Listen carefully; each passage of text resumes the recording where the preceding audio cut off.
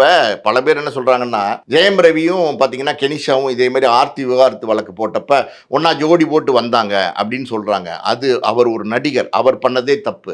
அவர் அந்த தனி மனித ஒழுக்கத்தை பின்பற்றல. இது எப்படின்னா நார்மலைஸ் ஆக்க பாக்குறாங்க. இது சாதாரணங்க, இதெல்லாம் அப்படிதாங்க அப்படின்னு சொசைட்டில ஒரு கட்டமைப்பு இருக்கு பாத்தீங்களா, அந்த கட்டமைப்பு இந்த இந்த சினிமா துறையினர் பிரபலங்கள் உடைக்க நினைக்கிறாங்க.